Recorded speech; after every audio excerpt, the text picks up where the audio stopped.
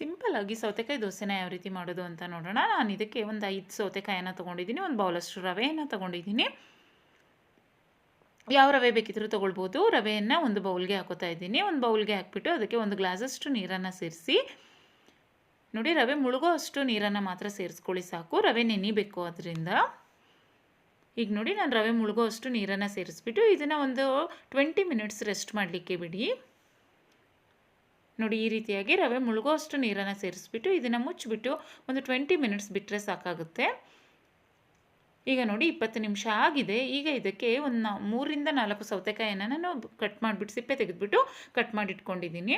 ಅದನ್ನು ಮಿಕ್ಸಿ ಜಾರ್ಗೆ ಸೇರಿಸ್ಕೊತಾ ಇದ್ದೀನಿ.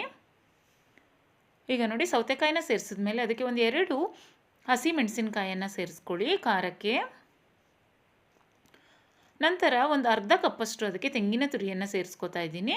ನಂತರ ನೆಂದಿರುವಂತಹ ರವೆಯನ್ನು ಸೇರಿಸ್ಬಿಟ್ಟು ನೀಟಾಗಿ ಅದನ್ನು ಸಣ್ಣದಾಗಿ ರುಬ್ಕೊಳ್ಳಿ. ದೋಸೆ ಹಿಟ್ಟಿನ ಅದಕ್ಕೆ ರುಬ್ಕೊಬೇಕಾಗುತ್ತೆ, ನೀರು ಸೇರಿಸೋ ಅವಶ್ಯಕತೆ ಇಲ್ಲ.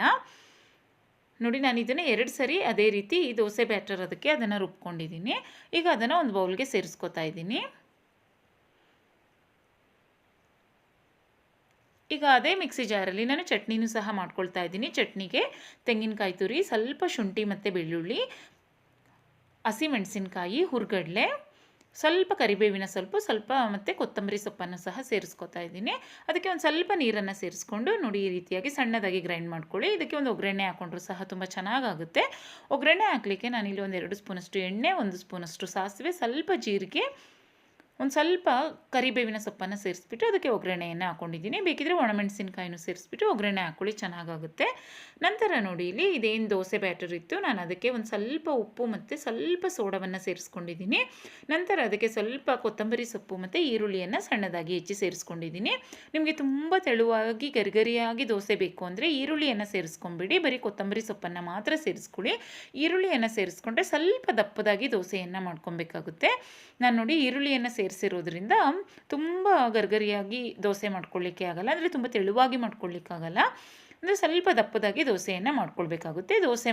ದೋಸೆ ಹಂಚಿನ ಮೇಲೆ ಹಾಕಿದ್ಮೇಲೆ ಅದಕ್ಕೆ ಒಂದು 2 ಸ್ಪೂನಷ್ಟು ತುಪ್ಪವನ್ನು ಹಾಕ್ಕೊಳ್ಳಿ, ತುಂಬ ಟೇಸ್ಟಿಯಾಗಿ ದೋಸೆ ರೆಡಿಯಾಗುತ್ತೆ.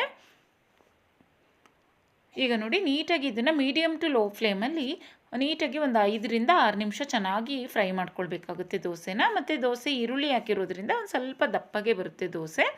ನಿಮಗೆ ತುಂಬ ತೆಳುವಾಗಿ ಬೇಕು ಅಂದರೆ ಈರುಳ್ಳಿನ ನಂತರ ದೋಸೆಯನ್ನು ಹಾಕಿದ್ಮೇಲೆ ಅದ್ರ ಮೇಲೆ ಬೇಕಿದ್ರೆ ಈರುಳ್ಳಿಯನ್ನು ಹಾಕ್ಕೊಳ್ಳಿ, ತುಂಬ ಚೆನ್ನಾಗಾಗುತ್ತೆ.